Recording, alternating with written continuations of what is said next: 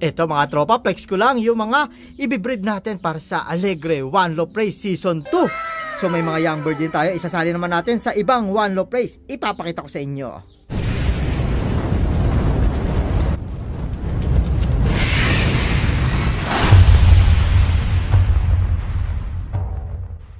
Yun, welcome back mga tropa dito sa Maclon Brothers TV.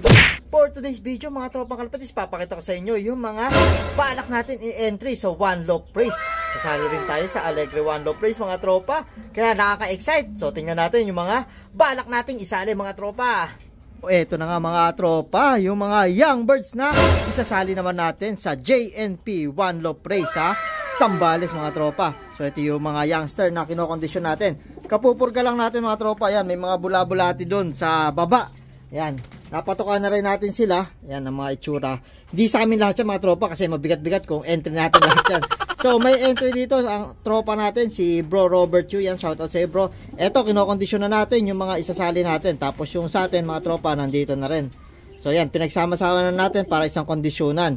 Ngayon, kapupurga nga lang, maya-maya ay paliliguan naman natin. Nantay ko lang na umaraw ulit, tapos doon natin sila ilalagay sa side na yan kasi doon yung open para maarawan sila at matuyo agad at mawala na rin yung mga kuto-kuto nila kung meron man mga tropa, para bago natin dalhin sa One Low Race ay condition na sila at naka-schedule din natin sila pa-vaccine by next week mga tropang kalapatid. So 2 weeks pa natin i-condition bago dalhin sa One Low Race para sure na mga healthy sila at malalakas mga tropa. So ito, tingin pa lang naman natin mga healthy na mga tropang kalapatid. Sana ay magtamasa itong mga youngster na to. Yung iba ay medyo magulang-gulang na kasi ang nakalagay sa One Low Race ay 60 days pataas dapat yung young bird bago dalhin doon. So dapat ay medyo magugulang na rin kasi pag sobrang bata ay baka madisgrasya pa. So yan, kaya nilalagay muna natin dito at ikinokondisyon para ready silang makisalamuha sa ibang mga young birds doon. So ito yung isa, red grizzle pa. Ito yung entry natin ng isa mga tropa na pinamimilian.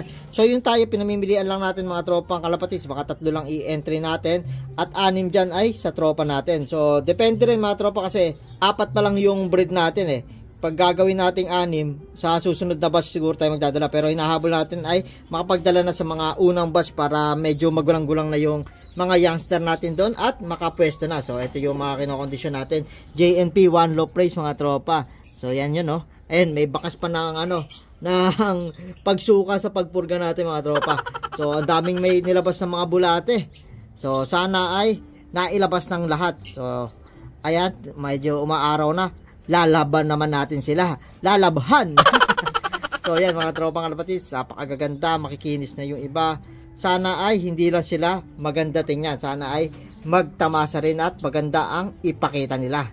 Then ipapakita ko rin sa inyo syempre yung bagong mga sinalang natin para naman sa One Low Race ng Alegre Season 2. Yon, sasali tayo, baka mamaya makachamba tayo ng 1 million doon, di ba mga tropa? Nakita nyo naman, napaka-exciting yung laban nung Season 1. Nag-smash yan, nag-hard race, may nagtamasa nga ng 1 million pesos sa One Low Race ng Alegre. So sana sa susunod tayo naman mga tropa. So ito, papakita ko lang sa inyo yung mga breeding natin kasi ito sakto sa One Low Race mga tropang kalapatis kasi sinalang naman natin to para sa ating BBC Manila North Race mga tropa. So saktong-sakto, yung isa dito lalagyan natin ng pang norte natin, then yung isa sa mga youngster dito ay 2025 ring. Yan mga tropa, kasi 2025 banded yung tatanggapin sa Alegre One Low Race dahil hindi naman sila nag-release alam ko ng singseng, basta 2025 na banded ay tatanggapin nila. So ayan yung mga breeding natin mga tropa kalapatids. Ito ay 16 overall champion, complete lacking ng norte. Then ito ay Tournier,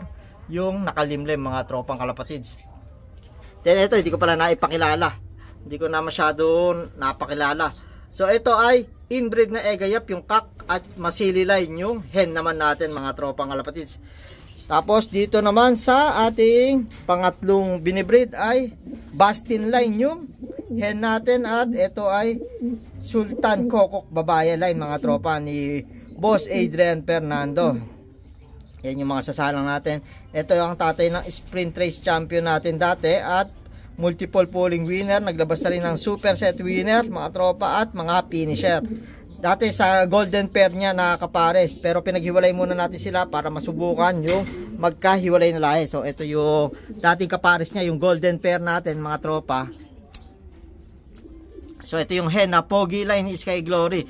So yan dati yung kapares ng sultan ko babayan, nag-aanak sila na magagaling. Pero ngayon sinubukan natin na pagwalay muna sa kanila sa pairing nila at pasubukan sa ibang pairing. Baka mamaya maglabas din sa mga susunod na magagaling at tingnan natin kung sino yung talagang producer sa kanilang dalawa. Kung parehas pa sila o isa sa kanila mga tropa.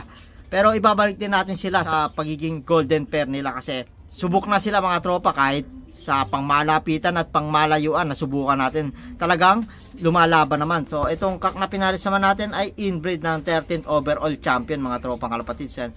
Nag-o-opal pero blue bar lang magulang niya kasi inbreed siya mga tropang kalapatids. So tapos ito yung pang tip pairing na natin na isa na susubukan. So ito mga tropa ay Ansong online, parehas mga tropang kalapatids. Kaya nyo, mga pang one low praise sa Alegre natin isasali mga tropa. So ito yung mga ano natin, ito mga BBC natin North Derby race, tas may pasuksok sa atin din na mga BFRC dito mga tropa. So ayan mga tropang kalapatids, sana ay dito maglabas ng 1 million pesos bird mga tropang kalapatids. Sana ay sa breeding natin ay may magandang mapala. So ayan, sa itsura naman ng mga binrid natin mukhang talagang kaya naman mga tropa. Sana ay pala rin din tayo at maglabas talaga sila ng mga healthy na inakay. Sa linyada mga tropa ay tiwala na tayo talaga sa mga to. Pero syempre hindi lang basta linyada, dapat kapitan din tayo ng konting swerte para sa ganun ay may mapala at maganda ang kalabasan no, magiging breeding natin mga tropa. So yan. So yan, mga maaraw na mga tropa, papaliguan ko muna itong mga una nating mga kinokondisyon. Ayan o. Ayan.